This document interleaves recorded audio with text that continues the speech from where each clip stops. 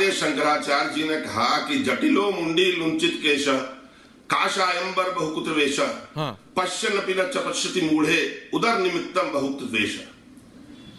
जटाजूट बढ़ा लेते हैं, बाल बुढ़ा लेते हैं, भगवा पहन लेते हैं, तरह तरह के वेश धारण करते हैं और धर्म का और सन्यास का नाटक करते हैं या अध्यात्म का नाटक करते हैं। हमारे आपके जैसे मूलतः फिलहाल बुरा मत मानेगा, आपके जैसे मूढ़ लोग ये देख के भी नहीं समझ पाते हैं कि ये उदर निमित्त है, पेट के लिए। उदर निमित्तम बहुकुत वेश। निश्चित तौर पे अगर आद्य शंकराचार्य की मूर्ति का अनावरण के समय प्रधानमंत्री मोदी जी ने कम से कम ज्योतिर्पीठ के शंकराचार्य जी को भी बुला लिया होता, जो जोशीमठ में चमोली में वहां पे स्थित है, तो मैं मान लेता राजनीति नहीं है। आप वहां जाते हैं शेरवानी पहन के, आंख में चश्मा लगाए, आद्य शंकराचार्य की मूर्ति के आगे ध्यानस्थ हो गए। आपने ये नहीं जाना कि अथर्ववेद की जो वेदों की चतुर्थ शाखा जो है अथर्ववेद, मतलब कोई क्या पहनेगा ये आपसे पूछेगा ना। शंकराचार्यों को बुला लेते। निश्चित तौर पर यह पब्लिसिटी गमिक है, ये सिर्फ और सिर्फ अपनी पॉपुलैरिटी के लिए है। कोई वैष्णो देवी जाए, कोई केदारनाथ जाए, कोई बद्रीनाथ जाए, मुझे आपत्ति नहीं है, लेकिन कम से कम शंकराचार्यों को बुलाते, एक प्रॉपर ड्रेस कोड का पालन करते। आदि शंकराचार्य के वंशजों को आपने नहीं बुलाया, उनकी पीठ के संस्थापक जो थे आदि शंकराचार्य, उनके लोगों को भी नहीं बुलाया और सभा संबोधित करने लगे। मैं इसको क्या बोलूंगा? मैंने बोला ना, आदि शंकराचार्य ने कहा है कि पश्यन्नपि न च पश्यति मूढ़े उदर निमित्तम बहुत द्वेष।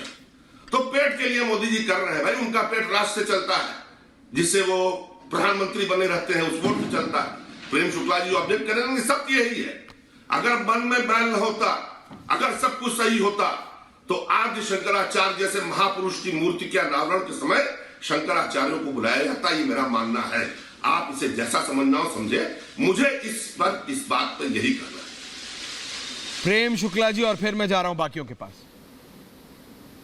प्रेम जी। जी देखिए, संकट ऐसा है कि जिन्होंने जो है जी हिंदू धर्म की लगातार अवहेलना करने को ही अपना परम धर्म समझा, जिन्होंने केदारनाथ के पुनर्निर्माण के लिए गुजरात को दायित्व देने में भी घृणित राजनीति करने से जो बाज नहीं आए, जो कैलाश मानसरोवर की यात्रा करते समय भी गौवंश भक्षण कर ही आगे बढ़ते हैं, ऐसे लोगों से आप क्या अपेक्षा कर सकते हैं? उनको अच्छा लगता है कि 10 जनपद में चैपल है तो आस्था है, लेकिन केदारनाथ में आदरणीय प्रधानमंत्री दी जाएं तो उनके हिसाब से वो कहते हैं ये प्रधानमंत्री जी का अहंकार है।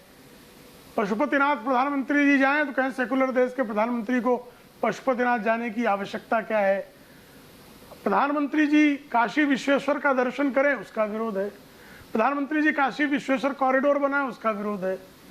तो कुछ लोगों को, जिनको हिंदुत्व की अवहेलना करने का ही आनंद प्राप्त था, जब से हिंदुत्व का शंखनाद हुआ है और हिंदुत्व की जनचेतना जिस तरह से मतों में परिवर्तित हुई है, उसका परिणाम यह हुआ है कि जिनके दादा फिरोज हुआ करते थे, उनके पौत्र जो हैं वो कौल दत्तात्रेय वंशी हो गए।